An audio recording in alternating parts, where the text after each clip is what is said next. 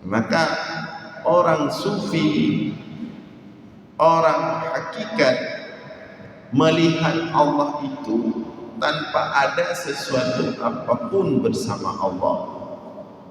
Bagi mereka tidak ada selain Allah. Yang ada hanya Allah. Sebagaimana dulu Allah ada tanpa ada apapun, demikian juga sekarang Allah ada tanpa ada apapun. Assalamualaikum warahmatullahi wabarakatuh. Alhamdulillahil wahidil ahad, al-fardis samad, alladzi lam yalid wa lam yulad wa lam yakul lahu kufuwan ahad. والذي ليس كمثله شيء وهو السميع البصير. اللهم صل وسلم وبارك على سيدنا ومولانا محمد الذي دعا الناس وأرشدهم إلى توحيد رب العباد. اللهم وعلى آله وصحبه أجمعين. أما بعد. Puji beserta syukur senantiasa selalu kita persembahkan kepada Allah Subhanahu wa Ta'ala, Tuhan yang esa pada zatnya, yang esa pada setiap sifat-sifatnya, yang esa pada setiap af'alnya. Tidak ada satupun makhluk yang serupa dengannya dalam bentuk apapun. Selawat beriringkan salam juga kita sampaikan kepada baginda Rasulullah sallallahu alaihi wasallam, kepada seluruh keluarga dan sahabat-sahabatnya sekalian. Hadirin jemaah sekalian beserta para pendengar dimanapun berada yang dimuliakan Allah, kembali kita dalam ulasan singkat tentang ilmu tauhid, masih dalam rangkaian pembahasan hikmah Ibnu Athaillah As-Sakandari dalam kitabnya Al-Hikam. Dan untuk subuh ini kita masih membahas hikmah sebelumnya, lanjutan hikmah sebelumnya. Ada potongan terakhir dari hikmah sebelumnya yang berbunyi, qala musannif rahimahullah, kana Allah wa la syai'a ma'ahu wa huwa al-ana 'ala ma 'alayhi kana. Kana Allah wa la syai'a ma'ahu wa huwa al-ana 'ala ma 'alayhi kana. Kana Allah wa la syai'a ma'ahu, telah ada Allah dan tidak ada apapun, sesuatu apapun bersamanya. Telah ada Allah dan tidak ada sesuatu apapun bersamanya. Wa huwa al-ana 'alaihi ma 'alaihi kana, dan dianya Allah hari ini, saat ini adalah sebagaimana dia telah ada dulu, seperti sebelum semuanya ada. Jadi di sini ada dua potong kalimat yang kedua-duanya menjelaskan tentang makna qadim dan baqa bagi Allah. Kedua-duanya menjelaskan makna qadim dan baqa bagi Allah.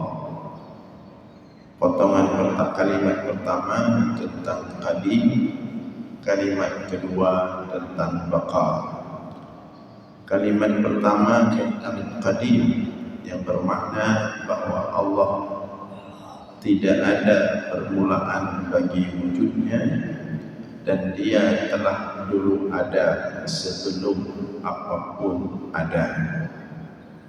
Kemudian potongan yang kedua, wujud Allah sebagaimana dulu ada, tidak berubah-ubah. Nah, itu kemudian kita maknakan dengan baqa. Dua potong kalimat ini sebagai penutup hikmah sebelumnya dari Ibnu Athaillah As-Sakandari. Ini berdasarkan beberapa nas, baik dari Al-Quran maupun dari hadis.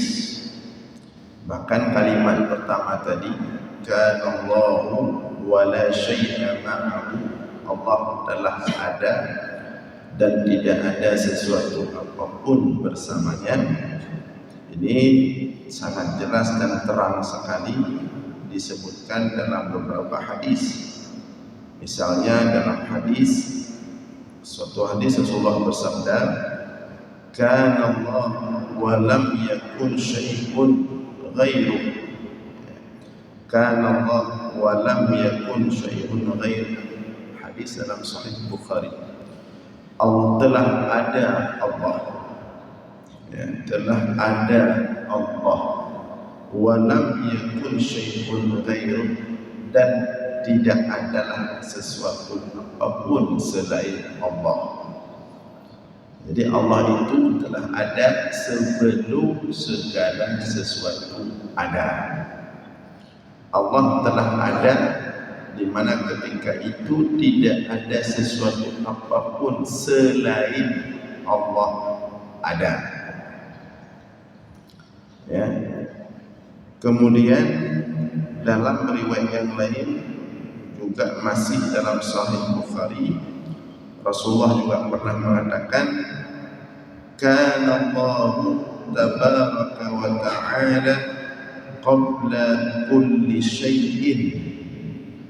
Adalah Allah tabaraka wa ta'ala itu sebelum segala sesuatu. Ini lebih spesifik lagi tentang qadim Allah. Telah ada Allah sebelum segala sesuatu. Ada segala sesuatu itu kemudian adanya. Ada awal dan ada akhir. Sedangkan Allah telah ada sebelum segala sesuatu ada. Ini potongan pertama. Kemudian juga dalam hadis yang lain, masih dalam Sahih Bukhari, Rasulullah mengatakan, kana Allah wa lam yakun syai'un qablahu. Lebih spesifik lagi, telah ada Allah dan tidak adalah sesuatu apapun sebelumnya.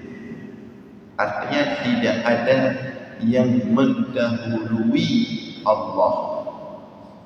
Dia adalah ada sebelum segala sesuatu ada. Nah, ini pada dua potongan ini, baik potongan pertama, kalimat pertama maupun kalimat kedua, inilah yang menjadi pegangan sufi, pegangan salik ilallah. Mereka meyakini, beriktikad, dan kita juga harus sampai ke situ, bahwa yang ada itu hanya Allah, tidak ada selain Allah. Jadi gabungan yang pertama, kalimat pertama, Allah telah ada, tidak ada sesuatu apapun bersamanya. Allah telah ada sebelum ada yang lain selainnya. Allah telah ada dan tidak ada sesuatu apapun bersamanya. Maka kemudian as-salik ilallah atau sufi berpegang pada bahwa yang ada hanyalah Allah. Kemudian dilengkapi oleh potongan yang kedua. Apa potongan yang kedua? Wa huwal an ala ma alaihi kana.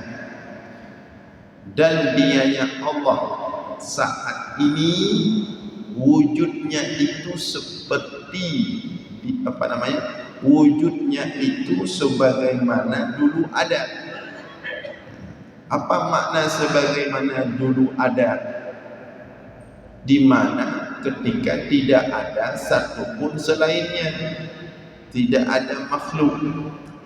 Dulu tidak ada makhluk, Allah sudah ada. Sebelum ada makhluk, Allah sudah ada. Maka demikian juga hari ini, ya, Allah ada tanpa ada apapun selain Allah.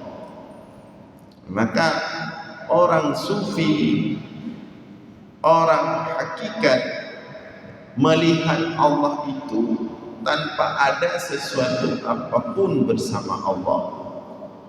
Bagi mereka tidak ada selain Allah. Yang ada hanya Allah. Sebagaimana dulu Allah ada tanpa ada apapun, demikian juga sekarang Allah ada tanpa ada apapun. Lantas bagaimana dengan makhluk ini? Ya, bagaimana dengan makhluk ini? Sesuai dengan firman Allah, Allahu khaliqu kulli syai'. Allah pencipta segala sesuatu. Mereka mengakui secara zahir makhluk itu ada, tetapi kepada secara hakikat tidak ada. Yang ada hanya Allah. Maka seperti kita sampaikan sebelumnya, mereka ini melihat makhluk fata morgana, seperti kita melihat kita berada di atas, di jalan aspal, di bawah terik matahari. Kita melihat jalan aspal 500 meter ke depan di bawah terik matahari itu nampak seperti ada air. Tapi menantruk kanan kita jalan, ternyata air itu tidak ada. Ternyata kalau dari jauh, nampak dari jauh ada air di jalan aspal sekitar 300 meter ke depan, karena pantulan matahari tadi. Seperti ada air di sana, di atas jalan aspal. Tapi begitu kita sampai ke sana, air itu tidak ada. Jadi nampak secara zahir dari jauh ada, tetapi begitu kita dekat, begitu kita dekat dengan Allah, begitu kita nampak kebesaran Allah, begitu kita merasakan kehadiran Allah, begitu kita bersama Allah, ternyata tidak ada yang lain selain Allah. Nah, ini yang kemarin dibahas oleh Ibnu Athaillah As-Sakandari. Ada sya'a'ul basirah, ada ainul basirah, ada haqqul basirah.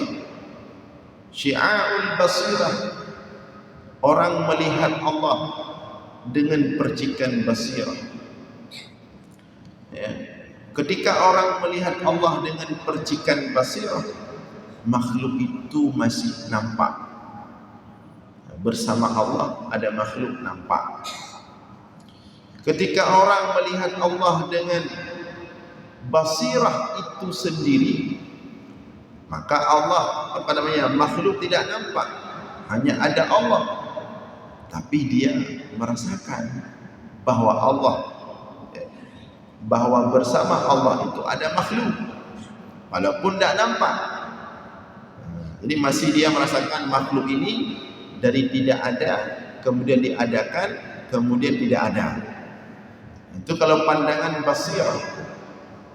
Tapi kemudian kalau pandangan hakul basirah atau hakikat basirah, itu memang tidak nampak sedikit pun makhluk, tidak ada makhluk sama sekali.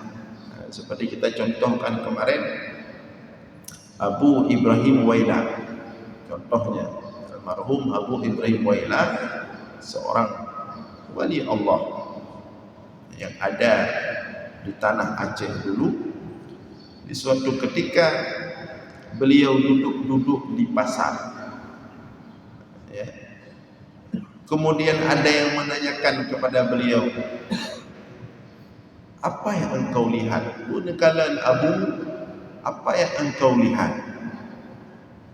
Pun kala sedang duduk-duduk di pasar, orang ramai sekali. Beliau mengatakan, tidak nampak apapun. Hana dengaku. Tidak nampak apapun. Hana kemudian. Ini kenapa dia bisa menjawab seperti itu? Apakah dia tidak punya mata? Kita sudah sampaikan sebelumnya bahwa mata itu ada dua, ada mata zahir, ada basirah, mata hati. Beliau menjawab itu karena beliau menggunakan pandangan basirah, mata hati. Cuman kita tidak tahu apakah jawaban beliau itu mengindikasikan beliau sudah basirah atau hakul basirah atau syi'aul basirah. Yang pasti jawaban beliau ketika itu tidak nampak apapun daripada makhluk. Maksudnya yang nampak hanyalah kebesaran Allah, yang nampak hanyalah kehadirat Allah. Lantas bagaimana kita bisa merasakan pandangan seperti itu? Bagaimana kita bisa merasakan pandangan syi'aul basirah atau basirah itu sendiri, atau hakul basirah, hakikat basirah? Nah, itu tergantung kepada bagaimana kedekatan kita dengan Allah. Kalau kita jauh jarak kita dengan Allah, seperti tadi kita melihat aspal dari jauh 300 meter ke depan, 500 meter ke depan, dengan pantulan matahari, kita melihat seolah-olah di sana ada air. Tapi begitu kita dekati, begitu kita datang ke sana, air itu tidak ada. Yang ada hanya jalan aspal, tidak ada air di atasnya. Demikian juga dengan Allah. Kalau kita jauh dengan Allah, maka yang nampak makhluk. Tapi begitu kita dekat dengan Allah, begitu kita bersama Allah, begitu kita melihat hakikat semuanya ini dengan basirah, maka air itu tidak ada, maka makhluk itu semuanya tidak ada. Yang ada hanyalah Allah. Jadi begitu cara pandang mereka.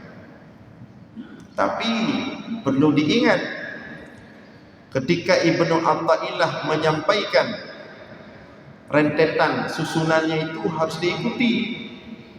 Dia mesti syi'aul basirah dulu, kemudian baru langsung basirah, kemudian baru hakikat basirah. Nah, itu yang perlu diperhatikan. Karena orang yang tidak menempuh jalan yang seharusnya dia tempuh, dia nggak akan sampai juga ke hakikat basirah. Misalnya orang mau melihat langsung dengan mata hatinya hakikat kebesaran Allah, kehadiran Allah tanpa ada makhluk. Tapi dia mau menempuh tingkat itu atau makam itu tanpa ilmu tauhid, tidak bisa. Tidak bisa kemudian hanya ikut majelis-majelis walaupun di situ ada mursyidnya, ada tarikatnya, pakai pakaian tertentu, gaya tertentu, kemudian langsung mengklaim dirinya telah sampai pada hakikat. Bisa. Itu bukan perjalanan biasa, itu bukan perjalanan ringan, itu bukan perjalanan mudah seperti kita berjalan secara zahir di bumi ini. Dia perlu proses, perlu tangga-tangga. Yang pertama, tetap harus melalui ilmu tauhid. Dia pelajari dulu sifat Allah bersama dan beserta dengan dalil-dalilnya. Dia kenal dulu sifat nafsiyah tentang wujud Allah. Dia kenal dulu sifat salbiyah untuk dia bisa membentengi dirinya daripada pemahaman-pemahaman dasar yang negatif tentang Allah, qidam, baqa, mukhalafatu lil hawadisi, qiyamuhu bi nafsihi, wahdaniyah. Dia harus paham itu dulu. Kemudian setelah paham salbiyah, maka tentang wujud Allah sudah aman, tidak ada masalah lagi. Pemahaman dia tentang wujud Allah sudah pas, baik keberadaan Allah itu sendiri maupun kemahasucian Allah. Kemudian ketika kita sudah mengetahui tentang wujud Allah, kita beriman Allah itu ada, dan kita beriman Allah itu sempurna, suci daripada segala sifat-sifat yang negatif. Apakah sudah cukup? Belum. Allah punya sifat-sifat yang dengan sifat-sifatnya itulah Allah menciptakan seluruh makhluk. Allahu khaliqu kulli syai'. Dia menciptakan seluruh makhluk. Sifat-sifat apa itu? Sifat ma'ani. Ada 7. Kemudian dari sifat ma'ani hasillah sifat ma'nawiyah, juga ada 7. Maka digabung yang pertama 1 nafsiyah, kemudian salbiyah 5, ma'ani 7, ma'nawiyah 7, jadilah 20. Kemudian apakah dengan mengetahui sifat 20 tersebut sudah cukup? Belum. Harus beserta dengan dalil-dalil. Dalilnya pun ada 2, dalil ijmali, dalil tafsili. Setelah mengetahui semua sifat Allah yang 20 itu, perwakilan daripada seluruh sifat Allah, beserta dengan dalil-dalilnya, ijmali, tafsili, dia sudah aman secara konsep tauhid, walaupun masih pada makna harfiah, dan dia sudah aman daripada segala pemahaman-pemahaman yang menyerang tauhid. Baru kemudian dia beranjak ke makam berikutnya, apa makna-makna yang tersembunyi di balik sifat-sifat Allah tersebut. Baru dari syi'aul basirah tadi, dengan dia mempelajari sifat 20 tadi beserta dengan dalil-dalilnya, maka dia sama dengan mulai mengaktifkan basirahnya. Namanya syi'aul basirah. Percikannya itu sudah mulai terasa. Tapi apakah sudah aktif maksimal? Belum. Baru makam berikutnya, mulai dia melihat makna-makna yang tersembunyi di balik setiap sifat-sifat Allah tersebut beserta dengan ta'alluqnya. Karena setiap sifat-sifat ma'ani itu ada ta'alluq-ta'alluqnya. Dia temukan makna-makna mendalam dari balik setiap sifat-sifat tersebut, maka kemudian aktiflah basirah dia. Setelah dia aktif, cuma di situ, setelah dia, di samping dia mencoba mendalami makna-makna yang tersembunyi dan tersirat di balik setiap sifat-sifat Allah, dia membekali diri dengan kesalihan, dengan kewaraan, dengan kezuhudan, sampai dia memastikan diri agar tubuhnya itu tidak bersentuhan dengan harta haram. Karena masalah yang paling mematikan basirah itu harta haram. Kalau orang ada harta haram dalam tubuhnya, enggak hidup basirah. Maka yang paling utama sebenarnya harta haram. Tubuh dibersihkan dulu daripada sesuatu yang haram.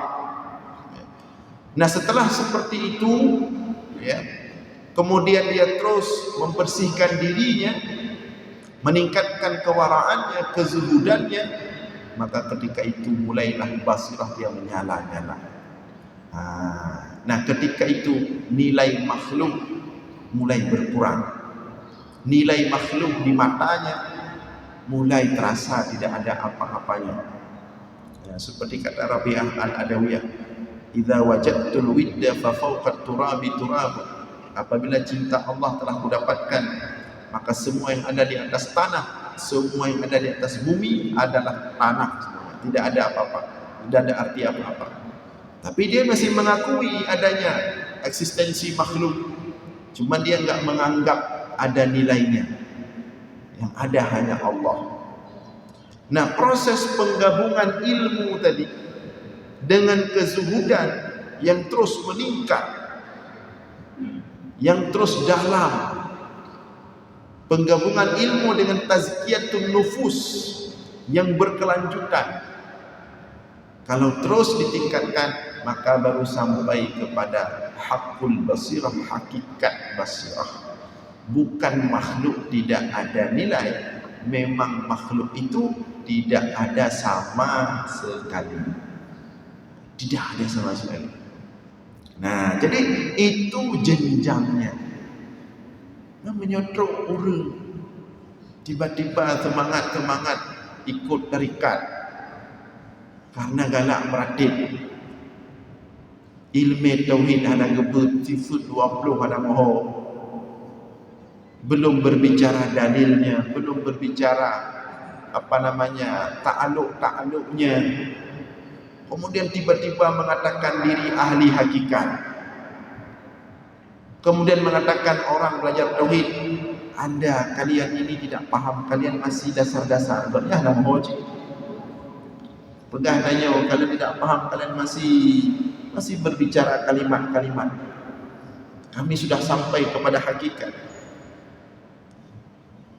Perlu diperhatikan, orang yang sudah sampai kepada hakikat, dia mulai dari kalimat. Tidak mungkin dia sampai kepada hakikat kalau dia tidak mulai dari kalimat. Ya. Seperti Imam Al-Ghazali menjelaskan tentang makna la ilaha illallah dalam hati seorang salik. Pertama kalimat dulu. Kalimatnya apa? La ilaha illallah. Harus ada kalimat dulu. Kalau tidak ada kalimat, bagaimana kita mengetahui makna kalimat? Harus ada la ilaha illallah, kalimat tertulis dan dijelaskan. Tapi ketika kemudian kalimat itu dihayati, didalami, maka dia makin makin syarat maknanya. Maka dari la ilaha illallah menjadi lebih singkat, dari la ilaha illallah menjadi huwa, la ilaha illallah menjadi la ilaha illa hu, tinggal huwa, dia siapa? Dia Allah. Tapi dia Allah masih dianggap yang ketiga. Kita makhluk, dia Allah. Kemudian terus pendalaman lagi, dari huwa dia menjadi anta, engkau wahai Allah. Tersisa kita dan Allah. Maka dia menghayati anta, engkau wahai Allah, engkau wahai Allah, engkau wahai Allah. Tinggal dia dengan Allah, tinggal Allah dengan dia. Semakin dia menghayati, tidak ada lagi kata-kata. Yang ada hanya penghayatan bahwa tidak ada segala sesuatu apapun kecuali hanya Allah. Jadi kalau dia berzikir, kalau dia apapun, tidak lagi keluar kata-kata. Saking dalamnya zauq, rasa. Tetapi untuk sampai ke situ harus dari kalimat dulu. Harus dari meratib la ilaha illallah, la ilaha illallah, la ilaha illallah. Kemudian baru beranjak ke huwa atau disingkat hu. Kemudian baru anta. Kemudian baru penghayatan. Dan itu ada makam-makamnya, ada penjelasan. Menyodok di orang tiba-tiba. Kemudian mencoba mengatakan sudah sampai hakikat, berzikir, duduk, tidak ada ngomong apa-apa. Kita tanya, apakah meratib ada musuh? Kamu garanti hakikat. Tapi ketika kita tanya, coba anda sebutkan tentang Allah, coba anda jelaskan tentang Allah. Tidak bisa. Saking cintanya kami kepada Allah, tidak ada kata-kata yang mengungkapkan tentang Allah. tak tarik di peluang masjid. Jadi dia harus ada tingkatan, harus ada jenjangnya. Makanya terjadi persoalan hari ini kadang-kadang dalam hal tauhid tasawuf adalah bukan yang ahlinya, tapi ketika datang orang-orang yang tidak ada dasar yang kuat, yang hanya karena penasaran, yang hanya karena hobi atau suka-suka, langsung kemudian mencoba menempati makam yang bukan tempatnya.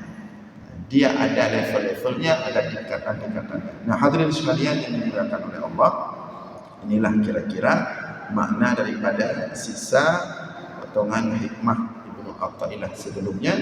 InsyaAllah kita lanjutkan subuh Jumat depan. Mudah-mudahan ada manfaat. Mohon maaf atas segala kekurangan.